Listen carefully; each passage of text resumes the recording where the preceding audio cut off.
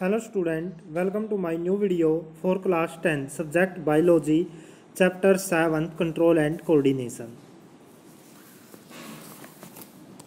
आज हम पढ़ेंगे hormone mechanism and nervous mechanism के बीच में डिफरेंस कि हार्मोन कैसे वर्क करते हैं और नर्वस सिस्टम क्या कैसे वर्क करता है। First, it involve chemical messenger. इसके अंदर केमिकल यूज किए जाते हैं। हार्मोन जो होते हैं वो केमिकल की फॉर्म में होते हैं। इट इन्वॉल्व नर्वस सिस्टम, जो नर्वस मैकेनिज्म है इसके अंदर नर्वस सिस्टम यूज किया जाता है। Second, it regulate metabolism. ये मेटाबॉलिज्म होता है जो शरीर के अंदर क्रियाएं होती हैं उनको रेगुलेट करते हैं hormone. It does not regulate metabolism. Nervous system कभी भी मेटाबॉलिज्म को रेगुलेट नहीं करता। Third, hormone can effect growth and development. Hormone हैं जो वो ग्रोथ और डेवलपमेंट को भी इफेक्ट करती हैं, लेकिन it does not effect growth and development. जो नर्वस सिस्टम है वो ग्रोथ और डेवलपमेंट को इफेक्ट नहीं करता, बस ये मैसेज को लाने और ले जाने का काम करता है। इट रिस्पॉन्स में भी स्लो, हार्मोन का रिस्पॉन्स स्लो हो सकता है। इट शो क्विक रिस्पॉन्स, ये क्विक रिस्पॉन्स दिखाता है। यानी ये हो गए डिफरेंस हार्मोन और नर्वस मैकेनिज्म के बीच में। अब है मूवमेंट इन सेंसिटिव प्लांट। जो सेंसिटिव प्लांट है मिमोसा पुडिका, जिसको टच मी नोट बोलते हैं, छुई मुई का पौधा, उसकी गति और हमारी लेग की गति के बीच में, हमारी टांगों के अंदर जो मूवमेंट होती है। देखिए पौधे के अंदर कोई मसल्स नहीं होती, ना नर्वस सिस्टम होता। These have lack of neuromuscular control. इनके अंदर नर्वस और मसल का कंट्रोल नहीं होता।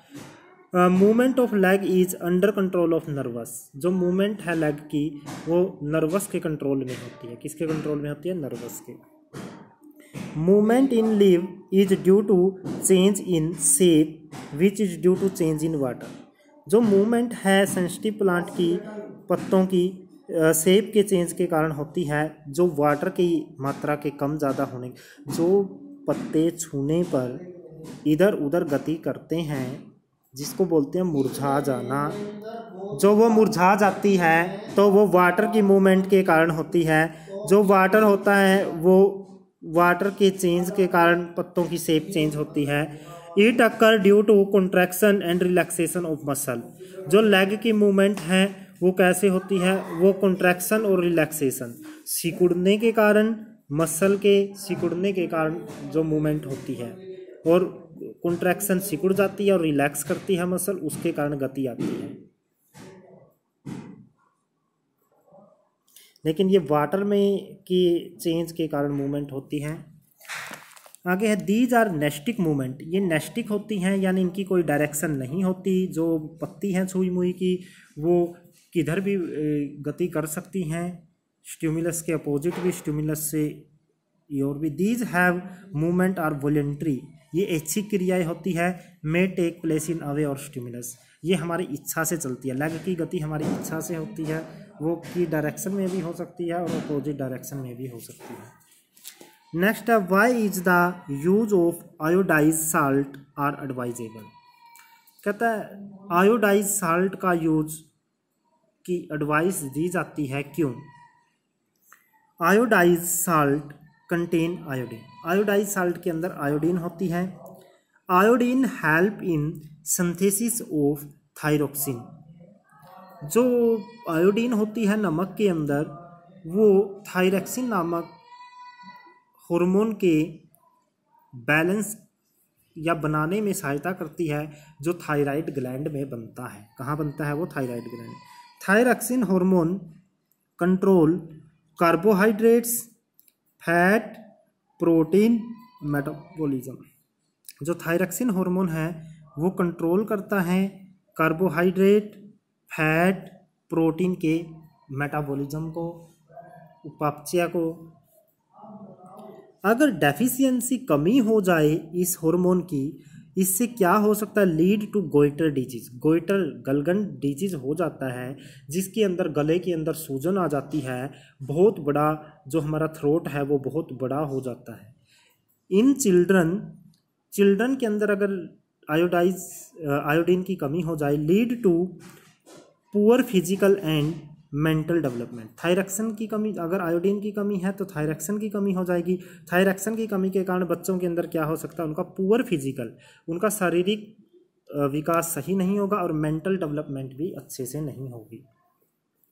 नेक्स्ट है, why are some patient of diabetes, diabetes के कुछ patient treated by giving injection of insulin. Insulin का इंजेक्शन क्यों दिया जाता है? क्योंकि जो डायबिटीज़ शुगर के मरीज़ होते हैं उनके अंदर जो पेनक्रियाज होती हैं वो अच्छे से काम नहीं करती, वो इंसुलिन हार्मोन को नहीं छोड़ती। इंसुलिन हार्मोन की कमी हो जाती है, इसलिए इंसुलिन दिया जाता है इंजेक्शन के रूप में। लेकिन इंसुलिन जो हार्मोन है वो काम क्या करता है? Diabetes patient suffer due to deficiency of insulin hormone. Diabetes के जो पेशेंट हैं उनके अंदर इंसुलिन की कमी हो जाती है। In diabetes patient there is lack of insulin, as result glucose of blood rise. जो ब्लड की ग्लूकोज है उसका लेवल बढ़ जाता है, because glucose is not utilize, क्योंकि ग्लूकोज का उपयोग नहीं किया जाता, ग्लूकोज का यूज नहीं होता तो ग्लूकोज का लेवल बढ़ जाता है। To decrease quantity of blood sugar, जो शुगर का लेवल बढ़ गया है उसको कौन कम करता है? इंसुलिन। तो इंसुलिन कहाँ से निकलता है? पेनक्रीज से। पेनक्रीज अच्छे से काम नहीं कर रही तो शरीर के अंदर इंसुलिन की कमी है, तो इंसुलिन को इंजेक्शन के द्वारा इंजेक्ट कर दिया जाता है ताकि वो इंसुलिन ब्लड शुगर के लेवल को क्या कर सके? कंट्रोल कर सके। Why does our body respond when adrenaline is secreted into blood? जो एड्रेनल ग्लैंड है उससे एड्रेनलिन नाम का हार्मोन ब्लड के अंदर छोड़ा जाता है, खतरे के समय ये निकलता है, तो उसमें हमारे शरीर में क्या क्या होती है? Reduce blood supply to blood vessel, blood vessel के अंदर रिड्यूस कमी हो जाती है, ब्लड वेसल के अंदर ब्लड की, एंड गैस्ट्रो इंटेस्टाइनल ट्रैक्ट, और गैस्ट्रो इंटेस्टाइनल ट्रैक्ट के अंदर भी किसकी कमी हो जाती है? ब्लड की। More blood flow to skeleton and heart muscle, और हार्ट के पास ब्लड जाता है लेकिन हार्ट से ब्लड कम आता है। इंक्रीज ब्रीथिंग, सांस लेने की गति बढ़ जाती है, and give more oxygen to muscle, और मसल को बहुत ज़्यादा ऑक्सीजन मिलती है। इंक्रीज हार्ट रेट, इससे हार्ट का रेट बढ़ जाता है, हार्ट रेट क्या हो जाता है? बढ़ जाता है। Mobilises more glucose to muscle for higher activity, ज़्यादा ग्लूकोज की सप्लाई हो जाती है मसल के अंदर एक्टिविटी के लिए। यानी कि क्या क्या काम हो गए? ब्लड की मात्रा घटाना, हार्ट की तरफ ब्लड का फ्लो होना, ब्रीथिंग का बढ़ जाना, heart increase heart rate, heart के जो रेट है वो बढ़ जाता है। Mobilises more glucose to muscle, muscle के अंदर ज़्यादा ग्लूकोज की सप्लाई करता है। तो ये कुछ एनसीईआरटी के क्वेश्चन थे, जो मैं एनसीईआरटी के क्वेश्चंस हैं वो टॉपिक के साथ ही डिस्कस कर देता हूँ। ये कुछ क्वेश्चन थोड़े से बीच में एक्स्ट्रा मैंने एनसीईआरटी की बुक से आपके साथ डिस्कस किए हैं, तो आप इनको अच्छे से समझेंगे